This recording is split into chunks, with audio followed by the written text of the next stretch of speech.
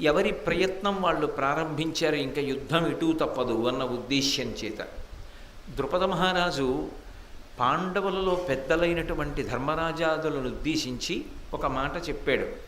క్షత్రియ లోకంలో ఒక ఆచారం ఉంది. ఎవరు మొట్టమొదట సహాయాన్ని కోరితే ఉచితజ్ఞులైనటువంటి రాజులు, అంటే తగినటువంటి మర్యాద పాటించేటటువంటి వాళ్ళు వాళ్ళకి సహాయం చేస్తారు. అంటే మొదట సహాయం అడగాలి, అంతేకాని తర్వాత ఎప్పుడూ అడిగితే వాళ్ళు చెయ్యరు. ఎటూ యుద్ధం తప్పదు అన్న విషయం తెలిసిపోతోంది కనుక పాండవుల వైపు నుంచి తొందరపడి ప్రముఖులైనటువంటి రాజులు ఎవరున్నారో, ఎవరి యందు విశేషమైనటువంటి విభూతి ప్రకాశిస్తోందో అటువంటి వారందరికీ కూడా కబురు చెయ్యడం మంచిది. అందున దూతలను తొందరగా పంపి ఆహ్వానించవలసినటువంటి రాజులలో ప్రథముడు శల్యుడు, అలాగే కేకయరాజు, దృష్టకీతుడు, జరాసంధుని యొక్క కుమారుడు. వీళ్ళని ఆహ్వానిస్తే బాగుంటుంది, అందుకని వీళ్ళని మనం దూతల్ని పంపి ఆహ్వానం చేద్దామని చెప్పి ద్రుపదుడు ప్రతిపాదన చేస్తే వెంటనే పాండవులు అంగీకరించి శల్యాదుల దగ్గరికి దూతల్ని పంపించారు. వెళ్ళిన దూతలు చెప్పవలసిన మాటలు చెప్పారు. విన్నటువంటి శల్యుడు ఏ విధమైనటువంటి అన్యమనస్కుడు కాలేదు. నకుల సహదేవులు తన మేనల్లుళ్ళు కదా, పాండవులలో అంతర్భాగం కదా. యుద్ధం జరుగుతుంటే మేనమామ అయ్యుండి నకుల సహదేవులకి సహకారం అందించకుండా ఎలా ఉంటాడు? అందుకే పరమ ప్రేమతో నేను పాండవులకు సహకారం చేస్తాను అని చెప్పి ఆయన తన సర్వ సైన్యాన్ని తీసుకుని, తన బంధువులందరినీ తీసుకుని ఉపప్లావ్య నగరం వైపుకు వస్తున్నాడు. ఉపప్లావ్యంలో పాండవులు ఉన్నారు, హస్తినాపురంలో కౌరవులు ఉన్నారు. శల్యుడు బయలుదేరి వస్తున్నాడు. శల్యుడు పాండవులకు సహకారం అందిస్తాడు అన్న వార్త దుర్యోధనుడికి అందింది.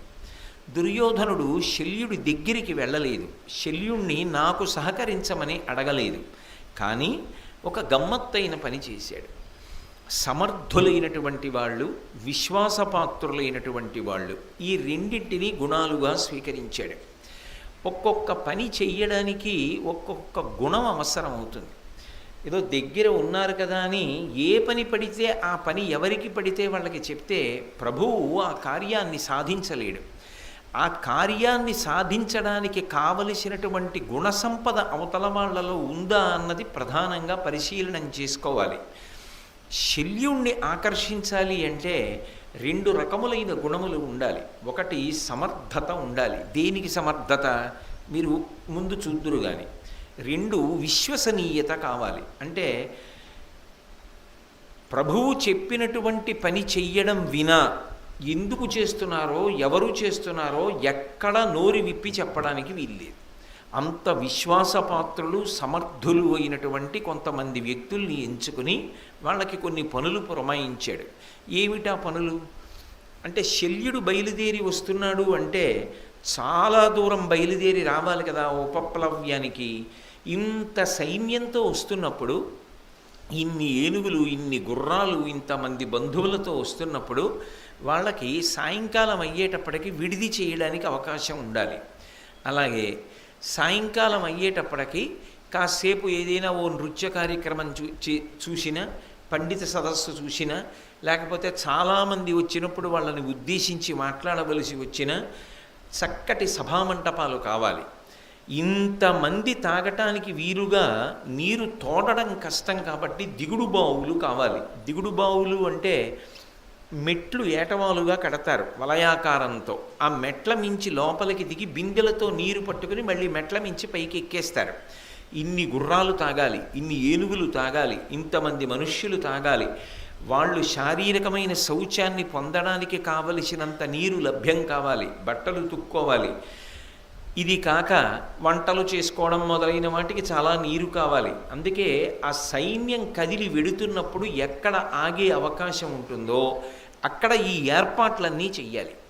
ఈ ఏర్పాట్లన్నీ చేశారనుకోండి, దాని చేత వస్తున్నటువంటి సైన్యానికి ఇబ్బంది కలగదు. సాధారణంగా ఎలా ఉంటుందంటే, అలా వచ్చేటటువంటి వాళ్ళకి ఏ రాజు ఆహ్వానించాడో ఆయన సౌకర్యాలు చెయ్యవచ్చు, చెయ్యలేకపోవచ్చు. పాండవులు అరణ్యవాసం అజ్ఞాతవాసం చేసి వచ్చారు. వాళ్ళకేం రాజ్యం లేదు, రాజ్యాధికారం లేదు. వాళ్ళు ఈ సౌకర్యాలన్నీ ఎలా చేయగలరు? వాళ్ళ వల్ల అయ్యే పని కాదు. కాబట్టి వస్తున్న రాజులే ఆ సౌకర్యాలన్నీ చేసుకోవలసి ఉంటుంది. ఎప్పుడైనా యుద్ధానికి వెళ్ళినా ఇలా వెళ్ళినా వెడుతున్నది నిజానికి యుద్ధానికేగా. ఏ రాజు వెడుతున్నాడో ఆ రాజే చేసుకుంటాడు ఏర్పాట్లన్నీ. కాబట్టి శల్యుడే ఈ ఏర్పాట్లు చేసుకోవలసి ఉంది. కానీ దుర్యోధనుడు ఏం చేశాడంటే, శల్యుని యొక్క పరివారాన్ని సంప్రదించండి, ఎక్కడ వరకు వెళతాడు, ఎక్కడ ఆగుతాడు, ఏ మార్గంలో సైన్యం అంతా ప్రయాణం చేస్తుంది, ఇది తెలుసుకునేవాడు. అందుకు సమర్థులు, విశ్వాసపాత్రులు.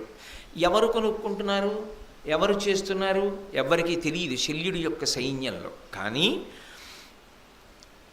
అరుదారు మేలు కట్లాయితంబై చూడనొప్పారితనుపగు చెప్పరములు పరపైన చెలువంబు గరగరికయు తీయ తెలినీరు కలిగిన దీర్ఘికలును పొడవైన మువ్వంచ బొలుచునట్లుగా ఏనుగులకు గుర్రములకు కొట్టములును ముందర బయలైన చందంబు చతురాభిమతమైన ఆస్థాన మంటపములు బియ్యములును నేయును పెరుగును కూరగాయలను వంటకట్టియలను గడ్డి కవణములను బెల్లుగా నొడగూర్చి నిగూఢ వృత్తి తాను కూడనడచే. దుర్యోధనుడు ఏం చేసేవాడంటే, శల్యుడు వెడుతున్నటువంటి మార్గంలో గొప్ప గొప్ప చాందినీలు కట్టించాడు, గొప్ప గొప్ప పందిర్లు వేయించాడు. తాటాకు పందిర్లు, కొబ్బరాకు పందిర్లు, వాటన్నింటినీ నీళ్లతో తడిపాడు.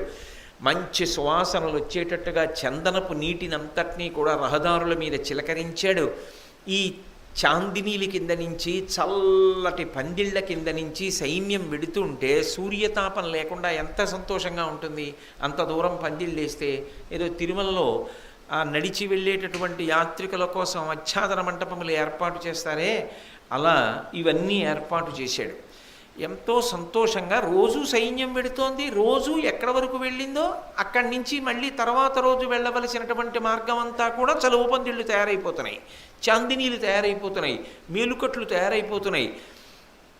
శల్యుడు అనుకున్నాడు, ధర్మరాజు గారు చేస్తున్నాడు ఈ ఏర్పాట్లన్నీ, నా మీద ప్రీతితో నేను వస్తున్నానని మేనల్లుడు చేసిన ఏర్పాట్లు అనుకున్నాడు. అక్కడతో ఊరుకోలేదు. నిర్మలమైనటువంటివి తీయటి నీళ్లు ఎక్కడుంటాయో అటువంటి చోట్ల నడబావులను తవ్వించాడు. శల్యుడి సైన్యం ఆగడమే తర్వాయి నడబావులు సిద్ధంగా ఉండేవి. నిర్మలమై కొబ్బరి నీళ్ళు ఎలా ఉంటాయో అటువంటి నీళ్లు పడే చోట్ల బావులు తవ్వించాడు. నేను చేయిస్తున్నానని ఎక్కడా తేల్లా, తాను గుప్తంగా ఉండేవాడు. శల్యుడి సైన్యం వెనకే వెడుతుండేవాడు. కానీ దుర్యోధనుడు వస్తున్నాడన్న విషయం మాత్రం ఎవ్వరికీ తెలియదు. అటువంటి విశ్వాసపాత్రులు సమర్థులతో కార్యం చక్కబెడుతూ దుర్యోధనుడు వెంటనే ఉన్నాడు శల్యుడి కన్న విషయం తెలియకుండా జాగ్రత్త పడుతూ అనుగమిస్తున్నాడు. అలాగే అక్కడ 3 పంచలు కలిగినటువంటి వరుస క్రమాలలో గుర్రాలకి ఏనుగులకి శాలలు నిర్మాణం చేసేవాడు. ఆ రోజు రాత్రి ఆగేటప్పటికీ గుర్రాలన్నింటినీ చక్కగా వరుస క్రమంలో ఆ పందిళ్లల్లో కట్టేవారు. అలాగే గుర్రాలకి కొట్టాలు, వీటన్నింటినీ కూడా ఏర్పాటు చేసేవాడు. రాత్రి అయ్యేటప్పటికి ఇవన్నీ చక్కగా ఆ కొట్టాల్లో విశ్రాంతి తీసుకునేవి. సాయంకాలం ప్రయాణం ఆగిపోతుంది, ఇంకా చీకటి పడే వేళటికి. అప్పుడు నృత్యం చెయ్యడానికి, వినోదంగా గడపడానికి శల్యుడు సభ నిర్వహిస్తే సభామంటపాల కోసం అద్భుతమైనటువంటి ఆస్థాన మంటపాలు నిర్మాణం చేశాడు. ఆ ఆస్థాన మంటపంలో కావలసిన వినోద కార్యక్రమాలు ఏర్పాటు చేశాడు. శల్యుడు అనుకుంటున్నాడు ఇవన్నీ ధర్మరాజు గారు చేశారు అనుకుంటున్నాడు. కానీ నిజానికి చేసినది ధర్మరాజు గారు కాదు, దుర్యోధనుడే చేస్తున్నాడు. అక్కడతో ఊరుకోలేదు, వెంట తెచ్చుకుంటారు సంబారాలు. కానీ ఎక్కడెక్కడ దుర్యోధనుడు ఆగితే అక్కడ బియ్యం, కావలసినంత నెయ్యి, పెరుగు, కూరగాయలు, వంట కట్టియలు, అంటే వంట చేసుకోవడానికి కావలసినటువంటి ఎండిపోయి ఇలా పెట్టగానే వెలిగేటటువంటి కర్రలు, గడ్డి, ఎవరికి?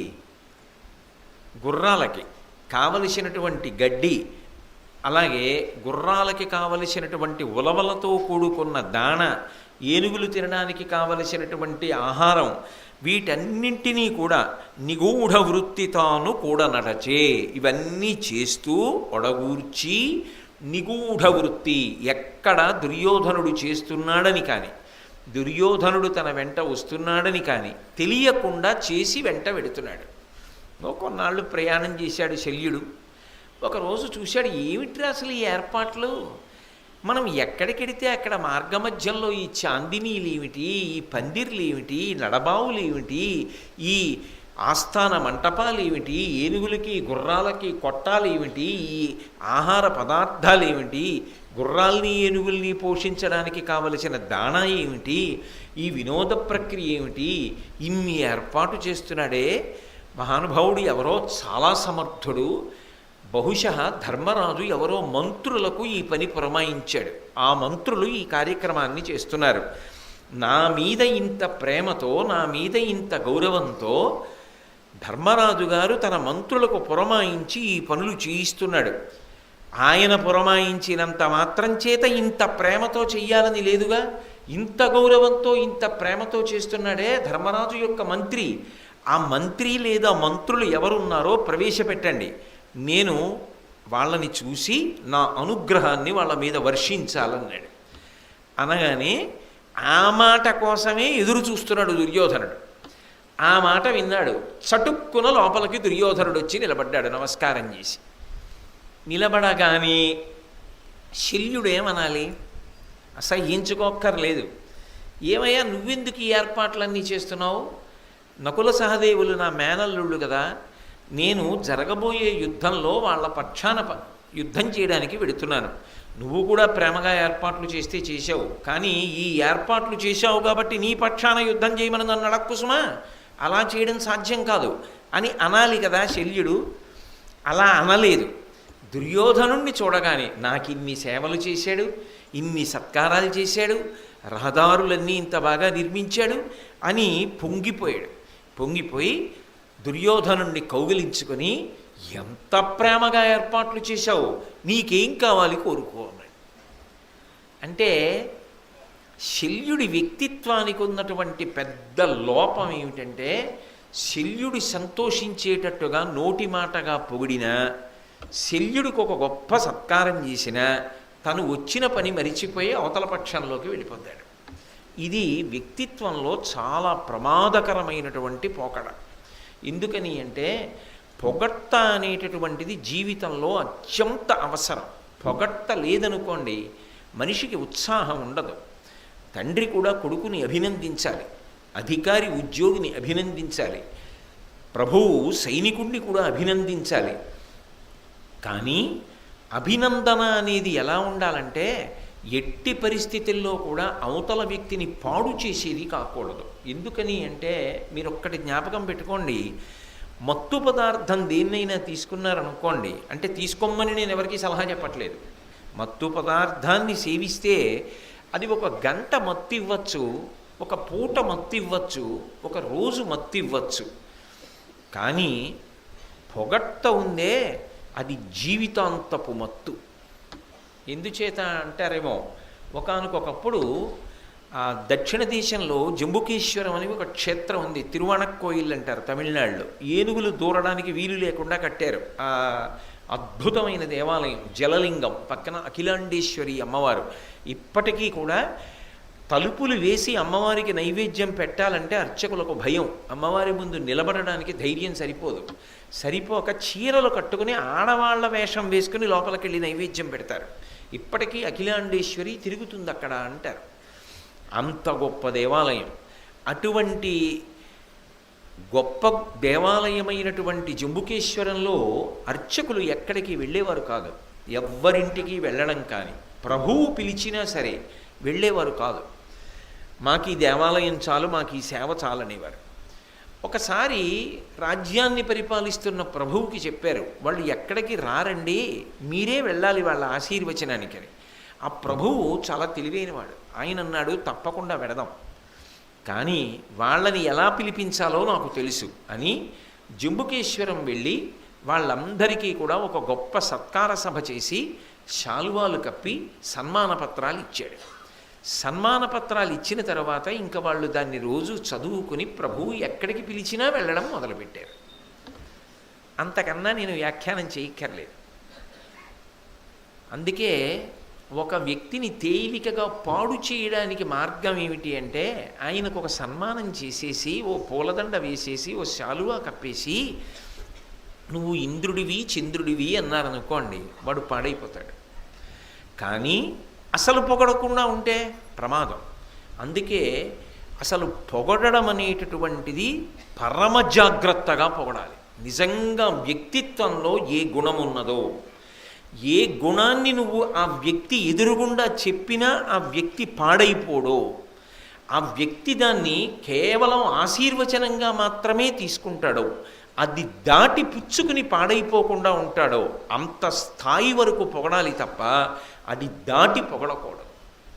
అందుకే అన్నిటికన్నా చాలా కష్టం ఏమిటంటే ఒక వ్యక్తిని పొగుడుతూ మాట్లాడేటప్పుడు యువతలవాడు సంస్కారవంతుడైతే అవతలవాడి వ్యక్తిత్వంలో ఉన్నటువంటి మంచి గుణాలు ఏవి ఉంటాయో అవి అతన్ని పాడు చెయ్యని గుణాలు, అతనికి బాగా జీర్ణమైన గుణాలు.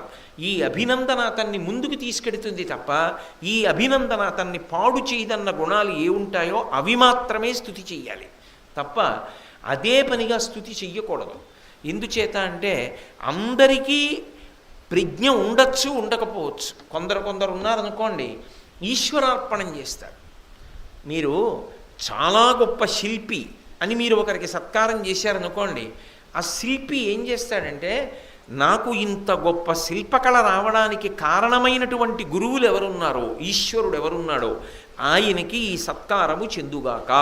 ఆయన ఉత్తర క్షణం వేదిక మీద అందుకోవడం, కానీ అది ఆయనలో గర్వాన్ని పెంచదు. ఎందుకని అంటే దానికి మూలం ఎవరో చూసుకుంటాడు, అది ఈశ్వరుడిది. ఆయన ఏం చేస్తాడంటే వేదిక మీదే నిశ్శబ్దంగా ఒక్కసారి కళ్ళు మూసుకుని, ఈశ్వరా ఇదంతా నీకు చెందినది, నాకు కప్పిన శాలువా నీకు కప్పినది, నాకిచ్చిన సత్కార పత్రము నీకిచ్చినది, నన్ను పొగిడినది నిన్ను పొగిడినది, నీ పాదములు పట్టని నాడు నీ నుండి నాకు ఆ విభూతి రాని నాడు నాకు ఈ గౌరవం లేదు. ఓవర్ హెడ్ వాటర్ ట్యాంక్లో నీళ్లు లేవనుకోండి, మిగిలిన గదుల్లోకి నీళ్లు ఎక్కడి నుంచి వస్తాయి? ఏ పంపులోకి వస్తాయి? అందులో ఉన్నాయి కాబట్టి ఇందులోకి వచ్చాయి. ఇందులోకి వస్తున్నాయని ఏ గదిలో పంపో ఆ గదిలో అహంకారాన్ని పొందితే ఓవర్ హెడ్ వాటర్ ట్యాంకు నీళ్ళని పంపించనందనుకోండి, వీటి బతుకు ఏమైపోతుంది? పైన అందులోంచి వస్తున్నాయి కాబట్టి మిగిలిన వాటికి సత్కారాలు వచ్చాయి, లేకపోతే అది అనుగ్రహించని నాడు సత్కారం ఎక్కడిది? కాబట్టి ఇవన్నీ దానికి చెందుతాయి అని వదిలిపెట్టేసిన వాడికి సమస్య ఉండదు. వాడు ఎప్పుడు ఒక్కలాగే ఉంటాడు. ఎన్ని సత్కారాలు చేసేయండి, వాడితో ఏ సమస్య ఉండదు. కానీ ఇంకా ఆ ప్రజ్ఞకి వెళ్ళలేదనుకోండి, ఆ పరిణతికి వెళ్ళలేదనుకోండి, అలా పొగిడితే సంతోషపడిపోయే బలహీనత ఉందనుకోండి, దానికో చెల్లెలు కూడా ఉంటుంది. ఏమిటో తెలుసా చెల్లెలు? మీరు ఆయన ఎదురుగుండా తనని తాను పొగుడుకునేవాడు ఒకడు దొరికాడు అనుకోండి, ఆయన అసలు సహించడప్పుడు. ఎందుకని అంటే ఈయన్ని పొగిడితేనే ఇష్టం, ఈయన్ని పొగిడితేనే ఇష్టమైన వాడి దగ్గరికి ఇంకొకడు వెళ్ళి వాడు పొగుడుకున్నాడు అనుకోండి, పడుతుందా ఇద్దరికి? అసలు వీడిని పొగుడుకుంటాడేంటి, నేను కదా గొప్ప, నన్ను పొగడాలి అని కోపం పెట్టుకుంటాడు. ఎందుకని అంటే ఎక్కడ తనని పొగిడితే పొంగిపోయే గుణం ఉందో అక్కడ ఆయన ఎదురుగుండా ఇంకొకడు తనని తాను పొగుడుకుంటే సహించలేని గుణం కూడా ఉంటుంది. అప్పుడు అటువంటి వాడు ఎంత సమర్థుడైనా వాడిని నమ్ముకుని మీరు కార్యం అప్పచెప్తే సర్వనాశనం అయిపోతుంది. అప్పుడు వాడికి సమర్థత ఉండడం కాదు, ఈ గుణం వాడిని పాడు చేసేస్తుంది. శల్యుడి జీవితం అంతే. ఇది చాలా జాగ్రత్త సుమా. జీవితంలో ఎంతవరకు స్వీకరించాలో పొగట్టని అంతవరకే స్వీకరించు తప్ప ఇంకొకలా స్వీకరించవద్దు. ఔషధం ఉందనుకోండి, ప్రతి పూట 2 చెంచాలు చప్పున తీసుకోండి, 3 పూట్లా వేసుకోండి, 3 రోజులు వేసుకోండి, దగ్గు తగ్గిపోతుంది అన్నారనుకోండి. పూటకి 2 చెంచాలు చప్పున 3 రోజులు వేసుకుంటే 6 చెంచాలు కదా, 3 రోజులకి 18 చెంచాలు కదా. మాయకపు డాక్టర్ గారు ఏదో 3 రోజులు వేసుకోమంటాడు, 18 చెంచాలు ఇప్పుడు తాగితే పోదా అని తాగేస్తే మత్తు వచ్చి స్పృహ తప్పి కింద పడిపోతాడు. ఏ పూట పుచ్చుకోగలిగినంత ఆ పూటే పుచ్చుకోవాలి. అది శరీరానికి అంతే. అది లోపలికి వెళ్ళి సూక్ష్మక్రిమిని నివారణ చేస్తుంది. అది ఆయన చెప్పగలడు వైద్యుడు. పొగట్ట కూడా అంతే. ఎంతవరకు నీకు జీర్ణమై నిన్ను మంచి వైపుకు తీసుకెడుతుందో అంతవరకే తీసుకోవాలి, మిగిలింది ఈశ్వరార్పణం చెయ్యాలి. అందుకే పొగట్ట తీసుకునేటప్పుడు లక్షణం ఏమిటో తెలుసా?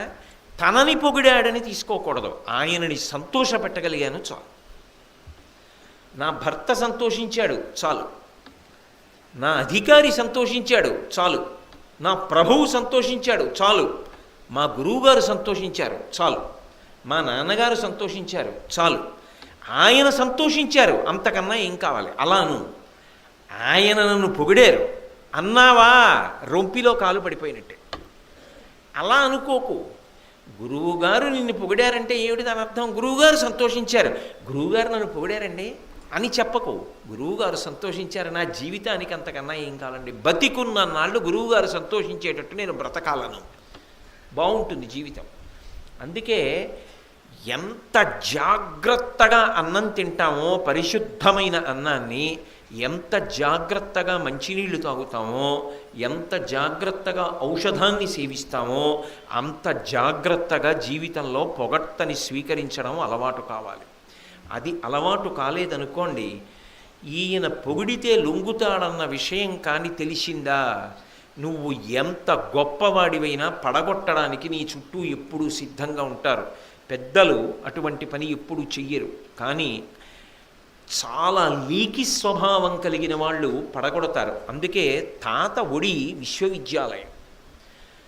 మనవడు తాత పక్కన పడుకుంటాడు, అది వాడికి సరదా. అమ్మ ఒరే ఇక్కడికి వచ్చి పడుకోరా, తాతగారిని తంతావరా, నిద్దట్లో అస్తమానం తెలివి వస్తుందిరా అంటే, నేను తాతగారి దగ్గరే పడుకుంటానంటాడు. తాత రారా అని మనవణ్ణి కౌగిలించుకు పడుకుంటాడు. వాడికి తాత పక్కన పడుకోవడం ఎందుకు? తాత తాత కథ చెప్పంటాడు అని. తాతగారు ఎంత గొప్పవాడు కానివ్వండి, ఎంతమంది చేత గౌరవం పొందినవాడైనా వీడు కాలెత్తి తాత పొట్ట మీద వేస్తాడు. వేస్తే తాత వాడి కాలు నొక్కుతూ, వాడి కాళ్ళు పట్టడం ఎంత సంతోషమో తాతకి, వాడి కాలు నొక్కుతూ వాడికి కథ చెప్తాడు. ఆ కథకి కాళ్ళు చేతులు ఉంటాయా? ఉండవు. వాడికి అర్థం అవడానికి విరే ఒకప్పుడు ఒక కాకి మాంసం ముక్క తెచ్చిందిరా, ఓ చెట్టు మీద పెట్టుకుని ఆ మాంసం ముక్క తినడానికి సిద్ధపడిందిరా, ఎక్కడి నుంచో నక్కొచ్చిందిరా, కింద కూర్చుంది కొమ్మ కింద, చూసింది కాకి నోట్లో మాంసం ముక్క ఉందని. ఆ మాంసం ముక్క తస్కరించాలి, నక్కకి చెట్టెక్కడం రాదు, కాకి కిందకి దిగదు నక్కుండగా. అందుకని కాకి బావా ఎంత అందంగా ఉంటావో నువ్వు, నల్లగా ఉన్నా నీ అందం ఎక్కడొస్తుంది కాకి బావా, నువ్వు పాట పాడితే ఎంత బాగుంటుందో, నాకు 10 రోజుల నుంచి ఒక్కసారి నీ పాట వినాలనుంది కాకి బావా, నీ గురించి వెతుకుతున్నాను, ఒక్క పాట పాడుదువు అందిరా అంటే కాకి ముచ్చట పడిపోయి, కాకిలా అరుస్తున్నాం అనేవాళ్లే కానీ కాకి పాట వినాలనేవాడు ఎవరు? కోయిల పాట అదేమన్నా ఇన్నాళ్ళకి నక్కడిగిందని కావుమని దీర్ఘం తీసి పాట పాడిందిరా, నోట్లో మాంసం ముక్క కింద పడిపోయింది, నక్క దాన్ని ఎత్తుకు పారిపోయిందిరా అంటాడు తాత. మనవడు చప్పట్లు కొట్టి తాత చెప్పు అంటుంటే, రేపు చెప్తానే అని దీన్నే వర్ణించి చెప్తుంటే కునుకు పడిపోతూ ఓ అంటూ నిద్రపోతాడు. అప్పటికి అడగడు కాకి నక్క బావ ఎలా అయింది, వాళ్ళిద్దరూ ఏ భాషలో మాట్లాడుకున్నారు, ఇవన్నీ అడగడు. కానీ వాడొక పెద్ద అధికారి అవుతాడు రేపు పొద్దున్న. అప్పుడు తాతగారు ఉన్నారో ఉండరో వేరు మాట, కానీ నిష్కారణంగా పొగిడేవాడు వచ్చి అదే పనిగా పొగుడుతున్నాడు అనుకోండి, వాడికి విష్ణు సహస్రనామం రాదు, విష్ణువుని పొగడ్డం రాదు, వాడికి శివాష్టోత్తరం రాదు, వాడికి రామాయణంలో 4 శ్లోకాలు రావు, భాగవతంలో 2 పద్యాలు రావు. ఏమయ్యా పెద్దలు ఎవరినైనా స్తుతి చేసిన 2 పద్యాలు చెప్పు అంటే వాడికి రావు. అధికారిని స్తుతి చేస్తాడు, ప్రభువుని స్తుతి చేస్తాడు. ఎందుకు అంటే కేవలంగా పబ్బం గడుపుకోవడానికి. అటువంటి వాణ్ణి చూసి లోపల నవ్వుకుంటాడు. నీలాంటి వాళ్ళు ఉంటారని మా తాత చిన్నతనంలో నా కాలు నొక్కుతూ కథ చెప్పాడురా, కాకి బావా పాట పాడు అంది నక్కబావని నాకు తెలుసురా అని. ఎక్కడుంచాలో అక్కడ ఉంచుతాడు, ఎంత పుచ్చుకోవాలో అంత పుచ్చుకుంటాడు, ఏది పుచ్చుకోకూడదో అది పుచ్చుకోడు. లేకపోతే ప్రమాదం జీవితంలో. అదొక గొప్ప మత్తు, వ్యసనం. దానివల్ల ఏమవుతుందో తెలుసా? అసలు నిజంగా కష్టపడే వాళ్ళు ఎవరో గుర్తించలేడు. ఆ వ్యసనానికి, ఆ మత్తుకు అలవాటు పడిపోతే అది ప్రమాదం వస్తుంది. నిజంగా చెప్పాలంటేనండి, మహాభారతం ఒక గొప్ప సిబ్బంది నిర్వహణకి సంబంధించిన శాస్త్రం. అలాంటే మీకు అర్థమైందో లేదో, అది పర్సనల్ మేనేజ్మెంట్. అందులో అన్ని విషయాలు ఉంటాయి. వ్యక్తిలో ఉండే బలహీనతల్ని ఎలా అధిగమించాలో నేర్పుతుంది భారతం. శల్యుడు దుర్యోధనుడు ఎదురుగుండా వచ్చి నేనే ఇవన్నీ చేశానన్నాడు. అన్నప్పుడు ఏం చేయాలి? ఈయనకేం పని? పాండవులు కదా నాకు దూతల్ని పంపింది, నేను పాండవుల దగ్గరికి కదా పెడుతున్నా. రేపొద్దున్న యుద్ధం వస్తే వీళ్లతో పాండవులు దెబ్బలాడతారు కదా, నేను పాండవుల పక్షాన కదా యుద్ధం చేస్తాను. మరి రేపొద్దున్న వీడు పెట్టిన అన్నం తిని వీడిని ఎలా చంపుతాను? ఎందుకు పెడుతున్నావు ఇవన్నీ అని అడగాలి కదా, భృగుటి చిట్లించాలి కదా. కానీ ఆయన చిట్లించలేదు సరికదా, నేనే ఇవన్నీ మీకు చేశాను, మీకు చెయ్యడం నా అదృష్టం అన్నట్టుగా 4 మాటలు అనేటప్పటికీ పరవశించిపోయాడంతే. అబ్బా ఏమి ప్రేమ నేనంటే ఇది కదా సత్కారం చేయడం అంటే అనుకున్నాడంతే. అనుకుని ఉత్తర క్షణంలో అన్నాడు, నీకేం కావాలి కోరుకో అన్నాడు. ఎవరితో?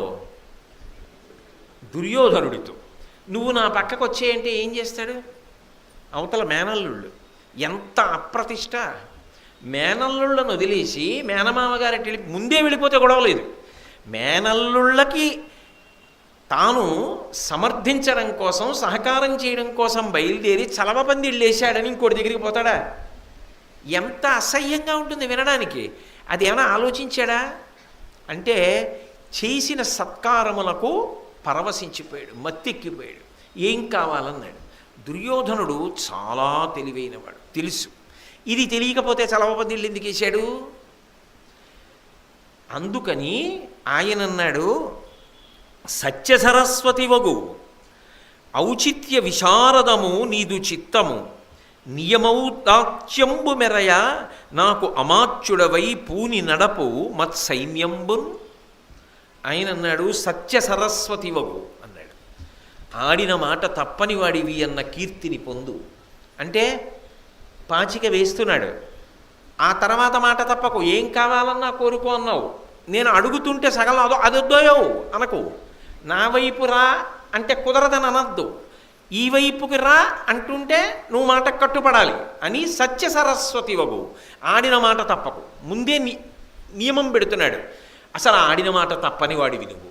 ఇంకొంచెం పెరిగాడు, ఇంకొంచెం వక్షస్థలం పొంగింది, సంతోషపడిపోయాడు. నువ్వు ఔచిత్య విశారదము నీదు చిత్తము, నీ మనసుందే. అబ్బా ఔచిత్యాన్ని పట్టుకోవడం అంటే నీ తర్వాతే. ఔచిత్యం అంటే ఎప్పుడు ఏది చెయ్యాలో నీకు తెలుసు. ఎప్పుడు ఏది చెయ్యాలో తెలిసినవాడైతే ఇది చేస్తాడా? ఇలా పొగుడుతున్నాడు అంటే వెనక ఏదో కుట్ర ఉంది కదూ. అందుకని ఔచిత్య విశారదము నీదు చిత్తము, నియమౌదాత్యంబు మెరయ నాకు అమాత్యుడవై పూని నడపు మత్సైన్యంబున్. నా పక్షానికి వచ్చేయి, నా దగ్గర ఉండు అంటే కొంచెం చిన్నతనంగా భావిస్తాడు. కానీ అదే కొంచెం మాట మార్చి ఆయన సంతోషించేటట్టుగా మాట్లాడారనుకోండి మీరు, ఆయన ఆనందపడిపోతాడు. అందుకని అన్నాడు, నువ్వు చాలా గొప్ప ధైర్యము కలిగినటువంటి వాడివి, నియమశీలుడవు. అటువంటి నువ్వు నా పక్షంలో ఉండి నాకు మంత్రివై నా సైన్యాన్నంతటినీ నువ్వు నడిపించు. ఇప్పుడు ఏదో పెద్ద కర్తవ్యం ఆయన మీద పెట్టినట్టు, చాలా పెద్ద పదవి ఇచ్చేస్తున్నట్టు, ఆయనని గుర్తించినట్టు, ఆయన లేకపోతే నేను ఏమైపోతానని దుర్యోధనుడు స్వయంగా వచ్చినట్టు అనిపిస్తుందా? అనిపించదా శల్యుడికి? ఈ బలహీనత ఉన్నవాడికి ఇంకా పొంగొచ్చేస్తుందా? పొంగొచ్చేదా అని తలప పాండవులను ధార్తరాష్ట్రులు నీకు ఒక్క రూప భక్తి యుక్తి జాల నీవు నన్ను మాననీయుండుగాన అనుగ్రహించి తగ పరిగ్రహింపు. పాండవులకి కౌరవులకి నీ దృష్టిలో భేదం ఉండవలసినటువంటి అవసరం ఏముంది? నకుల సహదేవులకు నువ్వు మేనమామ కాబట్టి ధర్మరాజుకి భీముడికి అర్జునుడికి కూడా నువ్వు మేనమామేగా. అలా మేనమామైనప్పుడు మాకు నువ్వు మేనమామేగా, మేమందరం అన్నదమ్ములమేగా. మేమందరం నీ మీద మేనమామ అన్న భావన పొందాం తప్ప ఎప్పుడూ కూడా నకుల సహదేవుల మేనమామ అని మేము అనుకోలేదు. మామామయ్య అనుకుంటాం. మాకు అంత ప్రేమ నువ్వంటే. అంత ప్రేమని ఎందు మేము పెట్టుకున్నప్పుడు అందుకు కదూ ఈ చలవపందిళ్ళు వేయించాను, మా మామయ్య వస్తున్నాడని. వేయించాడా ధర్మరాజు? ఎత్తి పొడుపు. కాబట్టి నువ్వేం చేయాలి? నన్ను మాననీయుండుగాక ననుగ్రహించి నేను మన్నింపదగిన వాడిగా, అంటే నేను అడిగింది ఇతనికి ఇవ్వవచ్చు, నా మేనల్లుడు కాడు కాబట్టి నీకు ఇవ్వలేను అని అనవలసిన అవసరం నీకేముంది? నిన్ను మేము మేనమామనుకుంటున్నప్పుడు నేను నీకు మేనల్లుళ్ళం కావని నువ్వు ఎందుకు అనుకోవాలి? నువ్వు అనుకోవచ్చు. వీళ్ళు అలా అనుకున్నప్పుడు ఆయన అలా అనుకోవద్దండి. చిన్నవాళ్ళు అనుకుంటుంటే పెద్దవాడు అనుకోకపోతే ఎలా బంధిస్తున్నాడో చూడండి. అది మాట చాకచక్యం అని, అది కూడా ఎంతో పొగుడుతూ ఆ పొగట్టకి పడిపోతాడు. కాబట్టి నీవు నన్ను మాననీయుండుగాగననుగ్రహించి తగ పరిగ్రహింపు, నన్ను మన్నింపదగిన వాడిగా, నేను అడిగిన కోరిక తీర్చచ్చు అన్న భావనతో నన్ను స్వీకరించవయా మేనమామ శల్యుడా అని అడిగాడు. అడిగితే శల్యుడు వెంటనే దుర్యోధనుణ్ణి చూసి ఒక మాట అన్నాడు. అనవుడు శల్యడియ్యకొని అట్టిది కాదే విభేదవృత్తి నా మనమున లేదు, పాండవ సమాజము మీరును ఒక్క రూప కావున ఇది లెస్సమాట, తగవులం తలపోయగా మున్ను ప్రీతి కాంచిన నిన్ను నెమ్మి కూడుటయు చేయుట ఇట్టుల ఎల్లభంగులన్. పరమ సంతోషపడిపోయాడు కదా ఈ పొగట్టలకి. వెంటనే జోక్యం చేసుకుని శల్యుడు అన్నాడు, అసలు మీకు పాండవులకి తేడా ఉందని ఎవరు చెప్పారు? మీకు మేనమామనే, వాళ్ళకి మేనమామనే, ఏమిటి తేడా వాళ్ళకి మీకు? ఏమీ లేదు. అసలు ఇంకొకటి చెప్పనా, ముందొచ్చి నా దగ్గర నన్ను చూసిన వాడెవరు? నువ్వే. ధర్మరాజు వచ్చాడా? దూతల్ని పంపించాడు. నువ్వు ముందొచ్చి నన్ను కలిశావు, నన్ను చూశావు. ఇంత ప్రేమ ఉన్నవాడివి, నీ మాట ఎందుకు కాదంటానయ్యా? నిన్ను కాదంటానా? ఒక్కనాటికి అనడం. కాబట్టి నీకేం కావాలో కోరుకో, తప్పకుండా ఇచ్చేస్తాను. మున్ను ప్రీతి కాంచిన నిన్ను నిమ్మి కూడుటయు చేయుదు ఇట్టుల ఎల్లభంగులం. నీకు ఏది కావాలన్నా ఇస్తాను. వెంటనే దుర్యోధనుడు అన్నాడు, మీరు మా పక్షాన వచ్చి యుద్ధం చెయ్యాలి, మా పక్షాన సైన్యాలన్నింటినీ కూడా నడపాలి, మీరు నా దగ్గర మంత్రిగా నిర్వహించాలి. మంత్రి అంటే ప్రభువుకి సలహా చెప్తూ ఉంటాడు. అది ఒక గొప్ప పదవి కదా మరి. అందుకని మీరు ఈ పదవిలోకి రావాలి, మంత్రాంగం నెరపాలి. ప్రభువుకి అత్యంత సన్నిహితంగా ఉంటాడు మంత్రి. కాబట్టి మీరు నా పక్షాన్ని వహించండి అన్నాడు. అనగానే ఒక్క క్షణం ఆలోచించకుండా తప్పకుండా నీ పక్షానికి వస్తాడు. వెంటనే దుర్యోధనుడు అన్నాడు, మీరు ఆడిన మాట తప్పరు, తప్పకుండా నా పక్షంలోకి వస్తారు. నాకు చాలా సంతోషంగా ఉంది. ఇంతకన్నా నాకేం కావాలి? ఇంతకన్నా నేను మీ దగ్గర నుంచి కోరుకునేది ఏమీ లేదు అన్నాడు. అనగానే శల్యుడు అక్కడతో ఊరుకోలేదు. దాన కొరంత లేదు అభిమతంబిది కాకయు కల్గెనేని యుంబూని యొనర్తో అన్నకు కురుపుంగవుడెంతయు పొంగి నీవు సమ్మానము చేసి నాకిటులమాచ్యుడవైన పదంబు కంటే మేలై నుతికెక్కు కోర్కే ఎటులారసి చూచిన నుండు కల్గునే.